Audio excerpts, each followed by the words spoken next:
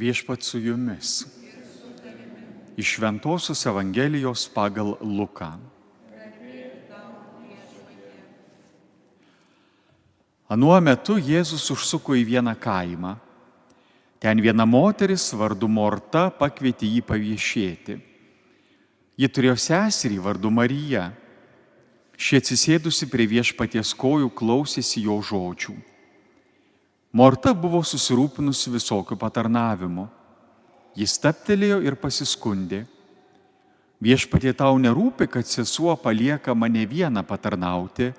Sakyk, kad ji man padėtų. Tačiau Viešpats atsakė: Morta, Morta, tu rūpiniesi ir sielojasi daugeliu dalykų, o reikia tik vieno. Marija išsirinko geriausiąją dalį, kuri nebus iš jos atimta. Tai Viešpaties žodis.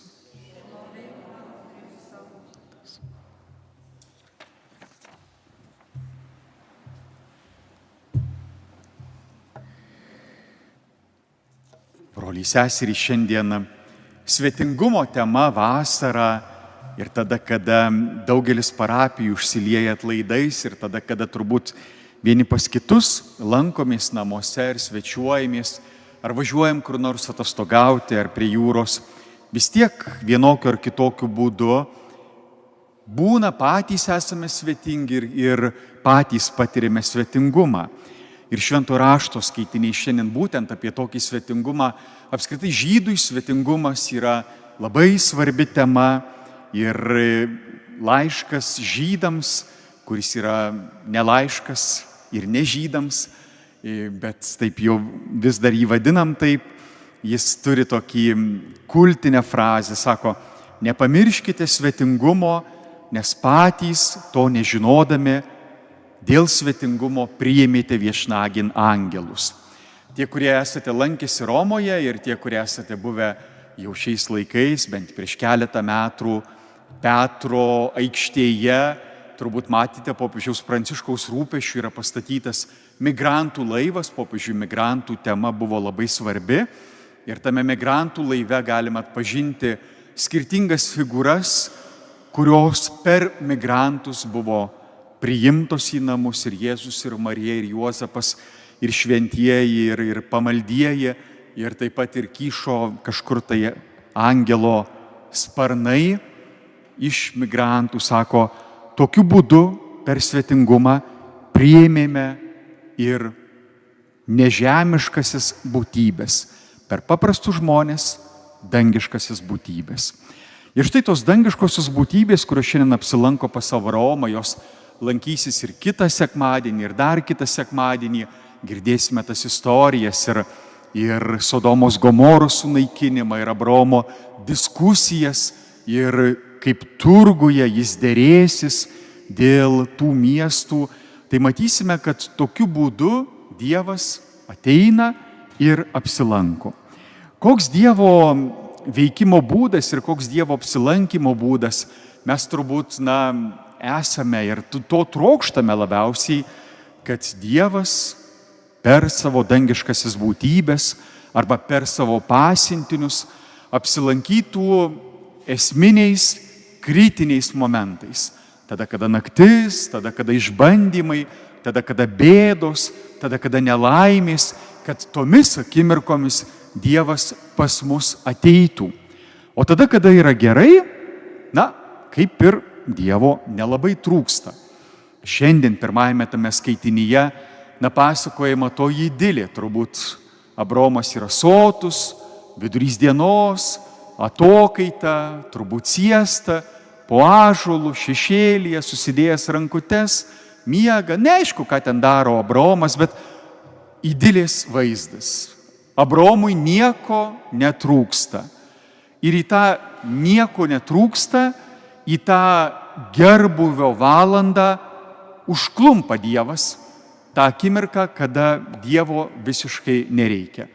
Jeigu kam reikia Dievo, kunigas Andžej iš Romos atvažiavęs, jau išeina iš klausyklos, ne, jau atrodo išeina iš klausyklos. Norėjau pareklamuoti, kam reikia dabar Dievo tada, kada jo nereikia, tai galit nueiti pas jį į klausyklą. Tai va, būtent tada, kada siestos momentas, tada, kada Dievo mums nelabai kaip ir reikia, tada, kada ramu gyvenime, Dievas tą akimirką ateina, užklumpa ir prakalbina Abraomą, sakydamas: Abraomai, turime reikalų. Net ir šią valandą, kada atrodo tau visiškai nieko nereikia. Ir Abraomui greituoju būdu reikia sugalvoti, kokių reikalų jam reikia, turbūt iš Dievo ir su Dievu. Bet esminis dalykas, ką tos dangiškosios būtybės, kurios žinoma simbolizuoja Dievą, ką tos dangiškosios būtybės daro, ateidamos pas Abraomą vidury dienos, tada, kada Abraomui Dievo nereikia, sako: Abraomai, mes ar aš norime būti su tavimi. Aš, Dievas, noriu būti su tavimi. Ne tik tada, kada tau manęs reikia, bet ir tada, kada tau manęs nereikia. Noriu 100% būti drauge su tavimi. Ir tai, ką Jėzus pasako paskui Mortai ir Marijai tame palyginime, kodėl, sako, Marija pasirenka geriausią dalį, sako, Marija irgi pasirenka būti su Dievu. Ne tik dėl jo kažką padaryti, ne tik Dieve dėl tavęs štai padarysiu tą ir tą, įsipareigosiu, vaikščiosiu kas sekmadienį į bažnyčią, pasninkausiu, duosiu išmaldą, jeigu tu man kažką tai, bet Marija pasirenka irgi būti su Dievu. Dievo pasirinkimas yra būti su žmogumi kiekvieną žmogaus gyvenimo akimirką ir į tą patį mes irgi esame kviečiami būti su Dievu. Tai ką tas reiškia būti su Dievu, kažkaip irgi turbūt tą prisiminti kiekvieną akimirką, kad Dievas yra su mumis ir tada, kada mums jo reikia, ir tada, kada nereikia, ir sunkiose akimirkose, ir džiugiose akimirkose Dievas yra su mumis. Ir mes patys irgi esame kviečiami išbūti su Dievu, net tada, kada ir nesuprantame, Dievas yra ar nėra, kodėl jis taip veikia mūsų gyvenime, bet išbūti irgi drauge su juo.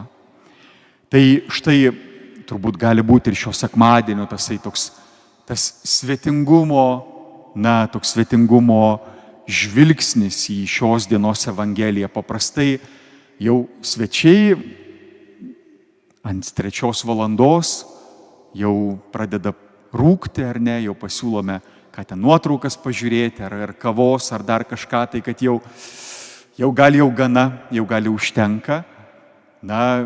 Šiandien Dievas sako: žinai, noriu būti su tavimi visą laiką. Visą laiką noriu būti su tavim ir noriu, kad tu irgi būtum su manimi. Ne tik vienas dėl kito, kad kažką tai darytume esant reikalui, bet tiesiog, kad būtume.